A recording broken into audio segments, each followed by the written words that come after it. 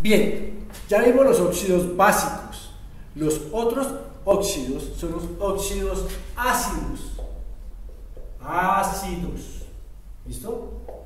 Los óxidos ácidos, al contrario que los básicos, son los que están formados obviamente con oxígeno, porque el oxígeno hace parte de todos los óxidos, pero en este caso es cuando el oxígeno reacciona con un no metal, o mejor, cuando un no metal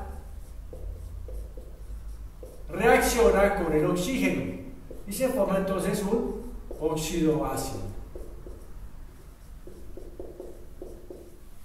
Un óxido ácido. Ajá.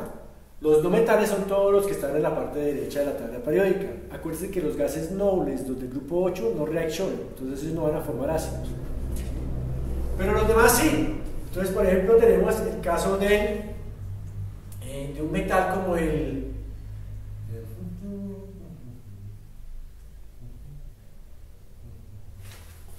permítame un segundo. Como el carbono. ¿Listo? El carbono. Pero, ¿sí?, vamos a ver que el carbono tiene dos estados de oxidación positivos. Para formar esto tiene que ser positivo. Hay carbono con más 2, ¿sí?, y aquí va a ser este aquí abajo. Carbono con más 4. ¿Sí? Si ese carbono reacciona con oxígeno, va a formar un óxido. ¿Listo? Voy a hacer este primero y ahora hacemos este. Con este y con este. Entonces, ¿cómo se formula primero? Primero voy a escribir el símbolo químico del no metal, o sea, el del carbono.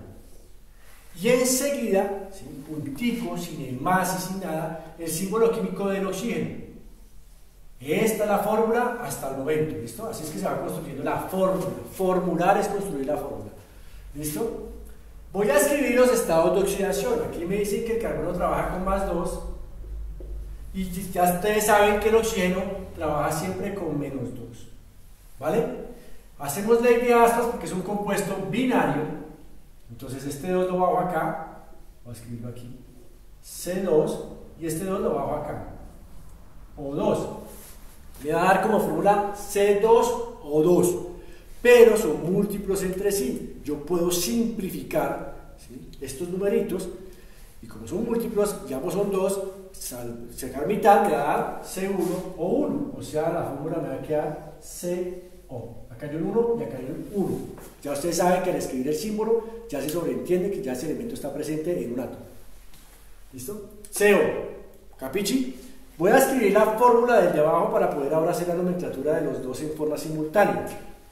Si trabaja con más 4, pues igual yo escribo el símbolo químico del carbono al lado del símbolo químico del oxígeno, escribo los números de oxidación, en este caso me dicen que es más 4, el oxígeno siempre trabaja con menos 2, voy a hacer ley de aspas, si hago ley de aspas, entonces el carbono va a quedar con 2, acuérdense que se baja cruzado, y el oxígeno va a quedar con el 4, C2 o 4, ¿son múltiplos entre sí? Sí, entonces mitad de cada uno, simplifico, y me va a dar como resultado la fórmula C, mitad de 2, 1, el 1 no se escribe, o 4, la mitad de 4 es 2, entonces aquí sí escribo 2, CO2, ¿listo? Miren la diferencia, cuando el carbono trabaja con un número de oxidación más 2, la fórmula final me va a dar como resultado CO, pero cuando trabaja con un número de oxidación más 4, es decir, cuando pierde 4 electrones o cuando cede 4 electrones, la fórmula va a ser CO2. ¿Hasta ahí vamos bien? Ok. Los nombres. Vamos en el mismo orden del ejemplo de los básicos, de los óxidos básicos. Dijimos que la primera nomenclatura es la tradicional, cuando trabajamos con prefijos hiper o hipo y la terminación oso o ico. En este caso no hay sino dos estados de oxidación. Como solamente hay dos estados de oxidación del carbono, voy a utilizar las reglas de la mitad, es decir, sin los prefijos hiper y el prefijo hipo, sino únicamente con las terminaciones. El óxido se pone primero el nombre de la familia o del grupo de la función química. Óxido, la raíz del carbono, que es carbón, ¿sí?, y la terminación, como este es el menor, más 2 es menor que más 4, la terminación oso. ¿Listo?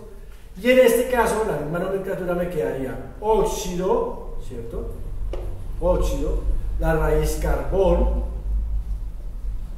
pero la terminación va a cambiar porque como está trabajando con el número de oxidación más alto, será ico. ¿Listo? Oso para el más pequeño, ico para el mayor. ¿Vale? En este caso porque solamente hay dos valores de estado de oxidación en el carbono, 2 y 4.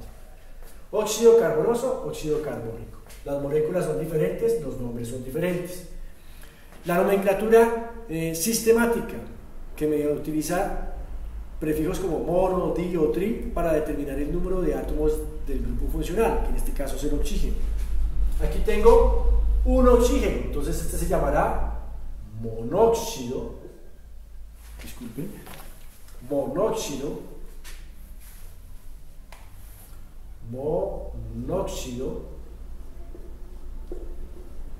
de carbono. Monóxido de, la partícula D es importante aquí, de carbono. Mire que en el primero no lleva D, pero en el segundo sí. La sistemática se lleva así. Y aquí aquí se llamará, aquí cambia, miren, hay dos átomos de oxígeno. Para dos el prefijo es di. Entonces digo dióxido.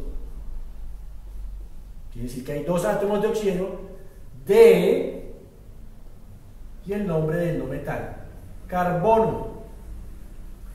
¿Sí? Esa es la nomenclatura sistemática. Y para la nomenclatura stock, que utiliza entre paréntesis y el número romano el estado de oxidación del no metal, en este caso del que acompaña el oxígeno, va a ser, primero escribo el nombre de la familia, óxido, escribo la partícula D y el nombre del no metal, carbono, óxido de carbono, y entre paréntesis el número romano, el estado de oxidación del carbono, que es más 2, y el número romano, el 2 se escribe 2i, ¿sí o no?